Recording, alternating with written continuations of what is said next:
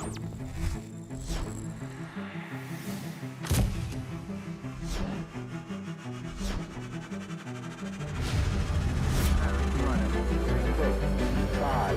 four, three, two, one.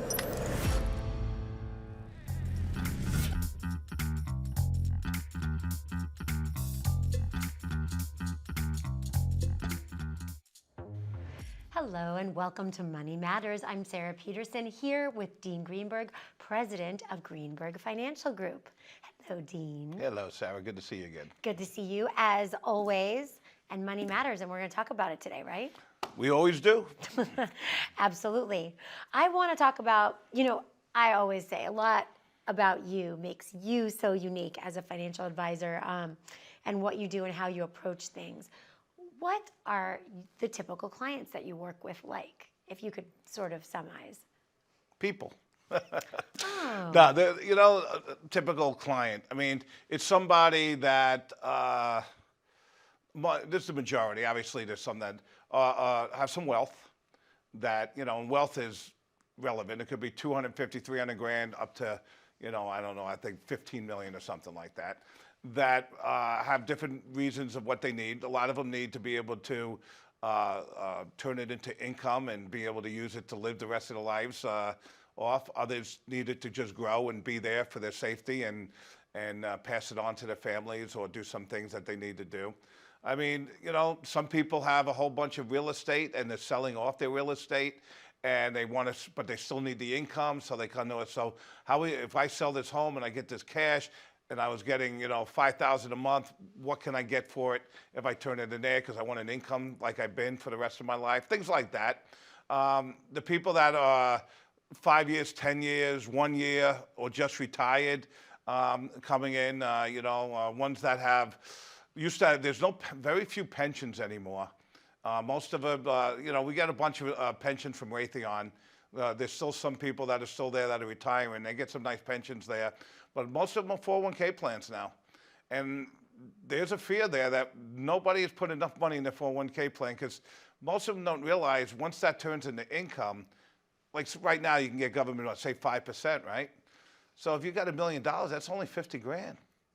So if you have no other source of income coming to you and you've been making 150, 170,000, how are you going to go ahead and make up the difference?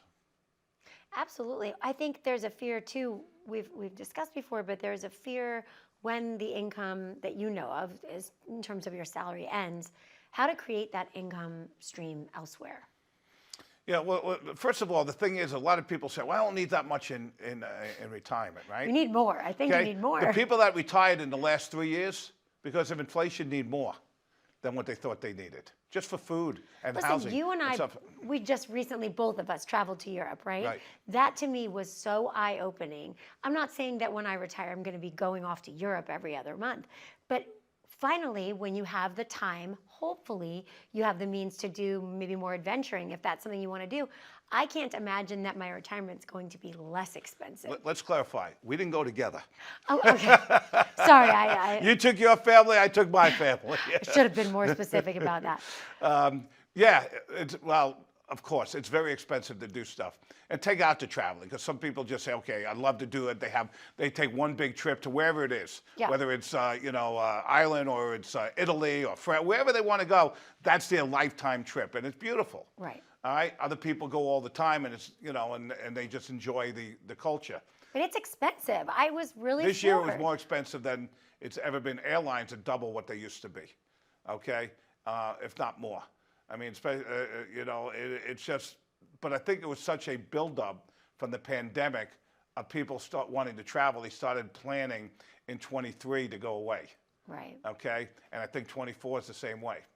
And so what happens is that people retire, you have to get rid of your bad debt. All right, you have to, because bad debt will just engulf you and stress you out. So you have your good debt. Bad debt is stuff like credit cards, and loans on things that you didn't need and all. So that way you're in a position to do it. So what you have to do is figure out, after you get rid of your bad debt, okay, what do you have left? What is it going to cost you to live on? And that's how you figure out how much money you're going to need. When we talked about this before, I feel like that's such a sticky question. It's a little overwhelming for a lot of people. How much do I need? You know, you always want to know that you have enough to do X, Y, and Z, and then you have enough in savings, and there's a cushion for all the unknowns. Well, you plan for it, and that's something that the people that are very comfortable and come in 3 years, 5 years, even when they just retire, you're able to set that up. It usually takes people, you know, maybe some people within the first 1 to 3 years had that one thing they wanted to do and they do it. But most of the people wait 1 to 3 years to find out what their real budget is and how much their expenses are, and then they start feeling comfortable about spending some money. Yeah. You know, I think that taking the fear off the table, to me, is the most important thing. I mean, the whole pandemic, people were motivated by fear because they had no frame of reference. Everything was unknown. When it comes to financial planning, there are a lot of things that are obviously unknown, but history does repeat itself. Knowing the stock market's going to go back up again. Knowing taxes are probably going up, even though we don't have a crystal ball, we assume that. But if you're reducing your income, your taxes actually go down because you go into a different tax bracket. Well, but you've talked about what if a spouse passes away? That Right. changes your tax bracket. I mean, people Right. think, I have less money, so I should be in a lower tax bracket, but you're not, because then you don't get. And, you know, and part of our planning, we plan, you know, like we talked to them about their family health history. What ages do you think that, you know, what has been wrong? Because you got to plan for that, you know, for that long-term care. Will you have enough money if something happens? We had a family member who recently said to me, I'm afraid I'm going to live too long. She said, my mother lived till 98. I don't want to be a burden on anyone. So there is a fear of longevity, which to me, that should be a blessing. Right. Yeah, it is, except their fear of running out of money. We put that to rest. Or we explain to them, you got 15 years if this is how much you're doing. Where most people go bad is that they have a plan, they have a budget, they're taking out money, and then something happens and they haven't saved any of the money they were taking out. So now they have to take out more money. So now not taking out 5% a year, they're taking out 7, 8% a year. Well, if the markets don't do well, or whatever they're in isn't doing well, they're draining their portfolio down. And to, you know, you keep living, you're looking at it. But if you're getting past 85, 90, you're not going to be spending as much money as you are in your 70s. So we account for that also. So it's so important to get ahead of these problems before they occur and get that financial plan in place so that you can just live your life, take that fear off the table, and know that you're on the right track. We're going to take a quick commercial break. We have that phone number on the screen, 520-544-4909. You can scan that QR code at the bottom of the screen. We'll take you right to Dean and Greenberg Financial Group. When we come back, we're going to talk more about the importance of a financial plan and why you need to come in and get one.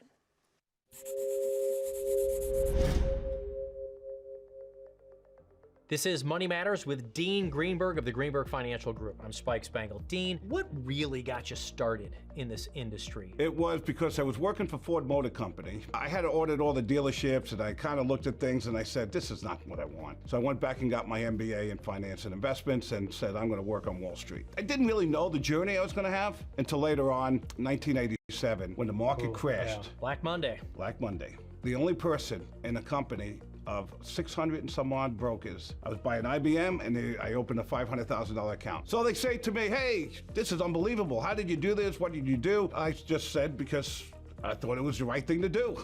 Down 20%, it was probably a good time to buy, and I was more of a technician and an advisor and an educator at that time. Long story short, they tell me a week later I never owned the stock. The back offices back then could not handle 1 billion shares a day. So a week and a half later, they tell me I don't own it, and I needed to call the client to tell them they didn't own the stock.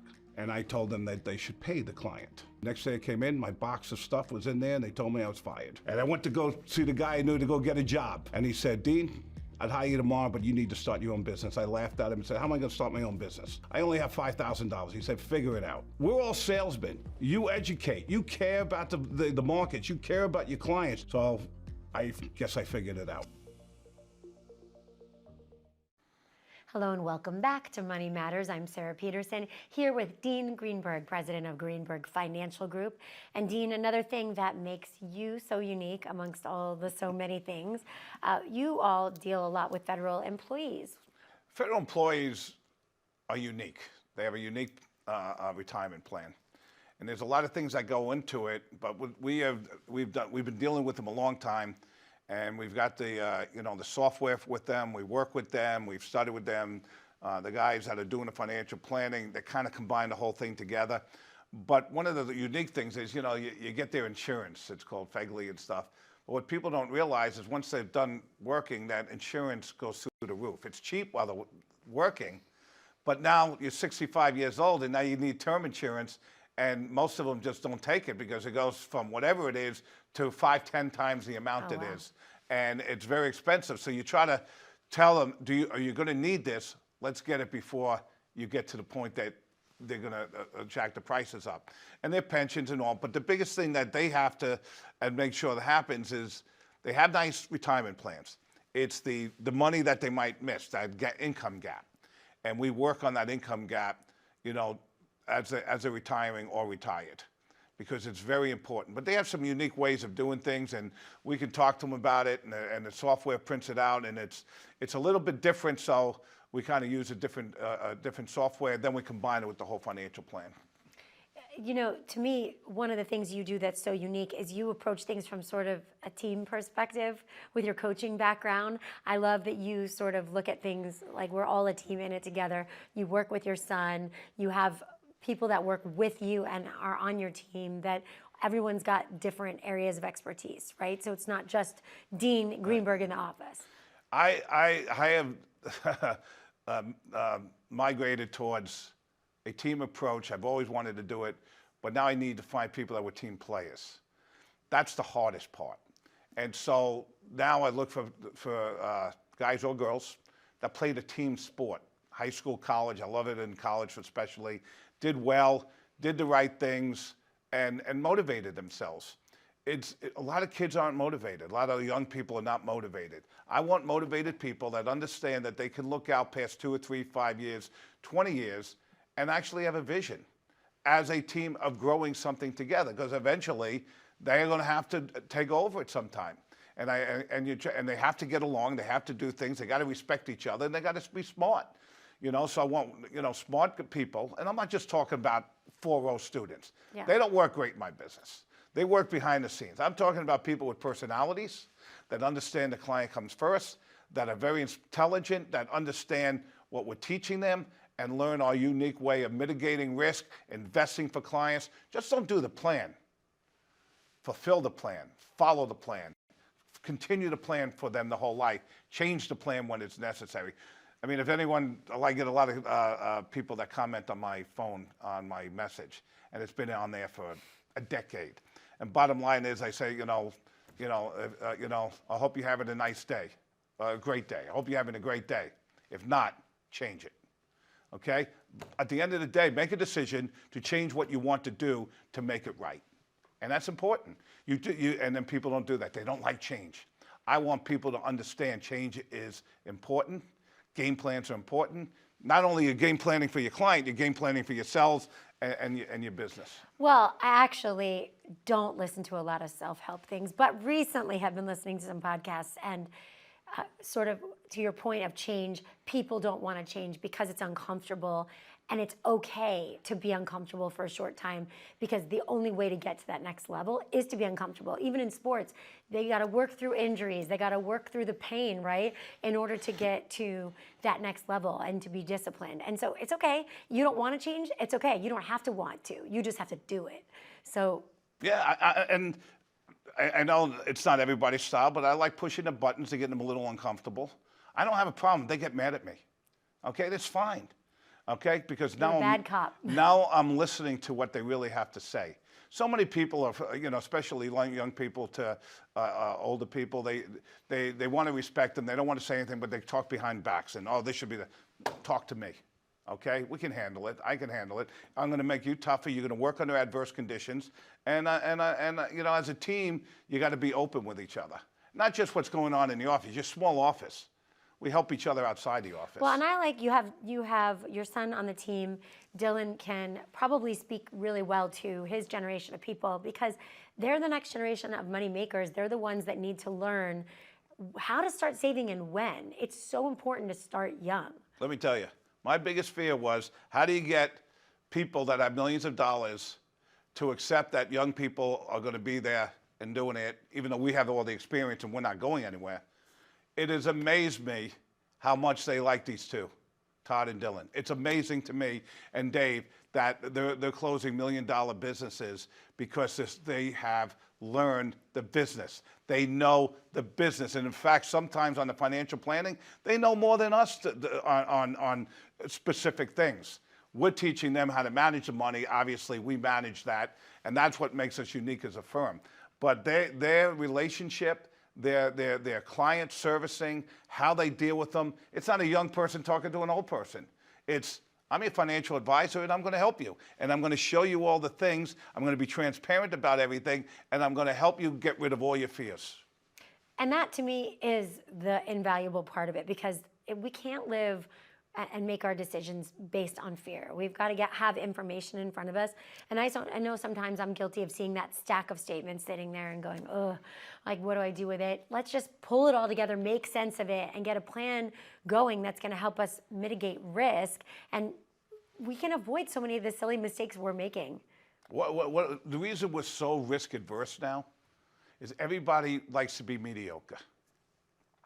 Because if you go outside, you're mediocre. Everyone likes mediocre. You're not too great, you're not too bad, you're mediocre. You're not in trouble, you're not succeeding, you're mediocre. And kids and young people, and now I say young people, 30s, they like fitting in that. Because if you take a risk, what can happen? You could fail. Fail. I don't look at failure as anything but a learning experience. You learn from everything that doesn't work out well, just don't do it again. Learn from it, build on it, grow. My whole philosophy, and I teach these kids, everyone in my life, grow your business, grow your world, grow your personal plan, grow your business plan, grow your financial plan with solid, concrete steps. So that way, if you fall back, and everybody falls back, it's not a house of cards and you have to start over all the time. So many people build it up on a house of cards and they grow it, and next thing something happens, it all falls apart. Grow it with cement steps, so you only fall back 1 or 2 or 3 steps, and then you can grow it from there. You mentioned earlier that you have some clients that come to you after they decide to retire. How does that work? So someone comes to you and they're like, Dean, I retired last year, help me out. Oh, that's easy. I mean, the bottom line is, okay, where are you going, what are you doing, how much money you need, how much you're going to get, and what are your plans? And then you put the whole plan together that way. But they already know what they're getting. They know what their pension is. They know what their Social Security is. They know how much money they have. It's not like you have to get to a certain point. So now you work backwards into what they can expect and what they can live on. So you help them do that. Listen, other advisors charge thousands of dollars for this. This is complimentary for the viewers of the show. I think it's 100% to me a no-brainer. To get the information you need to know whether you're on the right track. Maybe you have a financial advisor, but they've never had these types of conversations with you, or you've never talked to anybody and you're nearing retirement. Even if you're not, it's never too early to start planning for your future. The number is 520-544-4909. We'll take a quick commercial break. We'll come back and get to your savvy viewer questions. Stay with us.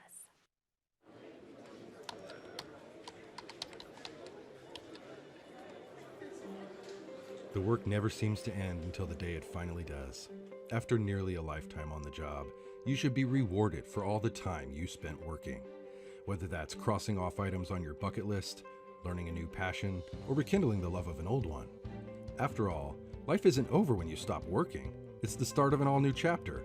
The one where you're the writer and you get to choose how your story will go. A way to achieve that is by having a clear financial plan to sustain your golden years. The biggest fear most retirees have is if they'll have enough money to maintain the lifestyle they've always enjoyed. Having a plan to help protect you against the curveballs life often throws will help to maintain your lifestyle. Call today to get your free written financial plan so you may live every day to the fullest and enjoy the retirement of your dreams.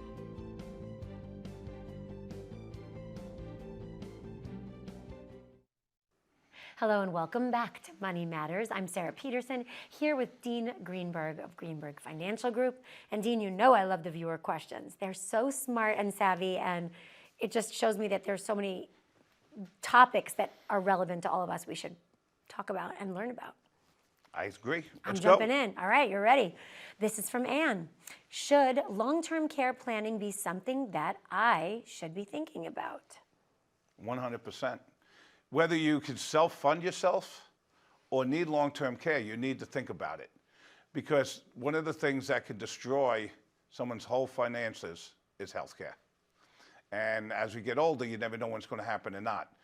However, there are some great plans out there now that, some annuities offer this long-term care sort of arm of it, that if you don't use the long-term care part, you get all that money back, which is nice. So you're not just paying premiums wasted away. So, but there's different ones for different people, so you actually have to sit down and analyze it. Yeah. But there's a way to put money into something that that you can use for long-term care. But if you don't use the long-term care, you still have your principal, your principal plus. Annuities can get a bad reputation because people don't really understand how to utilize them, and there's some really good and some bad. Right. You always stay with good insurance companies, first of all, A-rated and above. And you deal with the circuit, but you got to understand which one is there. There's so many of them, and there's so many annuity salespeople out there that just are selling annuities for the commission, right?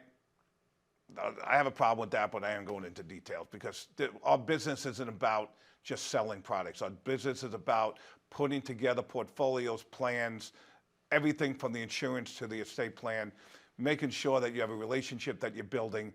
And then what we are different at, we actually manage the money. So we try to make sure that whatever your risk tolerance is, we're matching that with the fees. All right. With the portfolio, I mean. You got your next question from Chris. Chris wants to know, what is your current market perspective? What's going on? Well, this is, we're coming into the third quarter of 2023. And I think we're too high. I think the valuations are too high.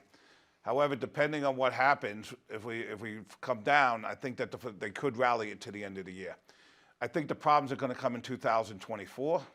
I think you'll see the opportunity to buy in lower. That goes back to my mitigating risk, allocations, and everything are there. If you sell everything, then might as well just go into bonds and never even think about the market. You never sell everything. You keep a core position. If you want to be 70% or 60%, you want to cut it back to 50%, that's fine. And then you wait and you look for opportunities. People are impatient. And if you're impatient with the market, you end up buying high and selling low. You want to buy when things are down, and most people won't step up and buy them. They're afraid when it's going down because they're reading all the headlines. Right. But right now, if you look at the headlines in Q3 here, the bottom line is that you got a lot of problems. You got China problems. You got interest rate problems. You got inflation problems. You got a Fed that's just raising it. You got oil problems. I mean, gas could.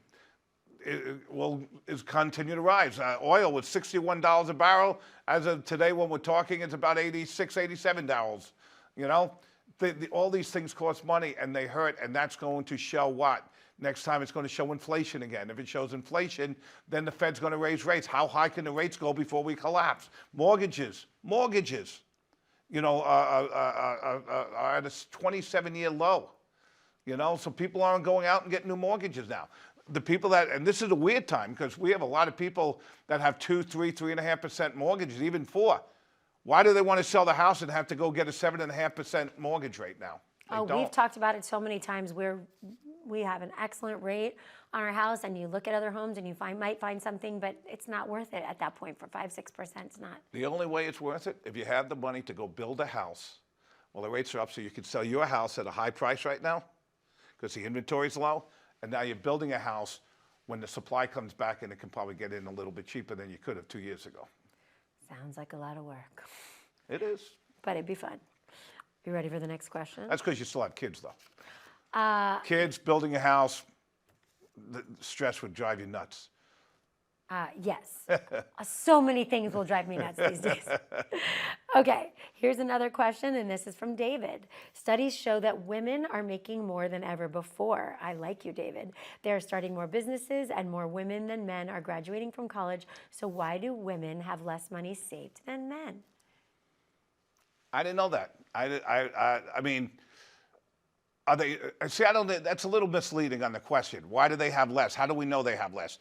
I mean, is it because? Are you talking about their We own need proof of personal this, money? David. We need proof of this. No, because here's the thing: if women are just starting now and earning money and earning more, now they're going to start earning and saving more. If you're talking about cumulative, and the man has been saving the money, and quote, I don't know how they say it's his. I mean, you know, when you're married, it's both of yours. So, I can only imagine from my own experience, you Yeah. know, their divorce rates are higher too. Women take time off, you know, Right. to raise their kids. Maybe then they have a life event happen. right, if get they're back in the starting later, workforce. right, Yes. that's so. It's like a weird question because I believe women save money more than men. Well, They and- spend their husband's money more, but if it's their own, they hold on to it more. I'm gonna just. You know that. I'm gonna gloss over that one. No, but we have discussed this before. Now more than ever, so important for women and men to be involved in the conversations, spouses together, even bringing your kids into the conversation young so that they know how this is going to work going forward. Education, education, education. Everyone needs to be involved. I love dealing with women. They really want to know, and they do ask more questions, and they're more detail oriented. A lot of them that want to be involved. 100%. Unfortunately, a lot of the older ones don't do the investments, but they do the bookkeeping. But you can't ever assume who is the one doing it, and I never assume. I let them tell me. Absolutely. Well, I think it's just so important for all of us to be on the same page. Women are, you know, taking a lot more of a role in so many areas of finance now. And so we need to be on that same page, and so do our kids. It's just so important. And the fact that you take this family approach, you have a family working with you, you want to bring everyone in.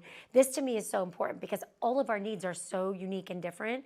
And I want a plan that is personalized for me and my lifestyle, not, you know, anybody else, and that's exactly what they get with you. Exactly. Well, as always, we start to run out of time at the most crucial time, but I just have to say that, Dean, working with you is unlike working with anybody else, and I hope that you watching will also see that. He brings something so unique to the table in that this is like getting an education you've never received before, and to know whether you are on the right track to your retirement. Get your money working for you in a way that matters. That number is 520-544-4909. There's also a QR code you can scan. It's going to take you right to Greenberg Financial Group, and call and get that complimentary financial analysis. Complimentary. Unbelievable. We'll give it to you whether you do business with us or not. I hate people that don't give it away unless they do business with them. I 100% agree. Thank you so much for taking the time to get educated. Dean, as always, thank you for taking the time to educate us. And we hope you'll join us on the next show because there's always more to learn on your road to retirement.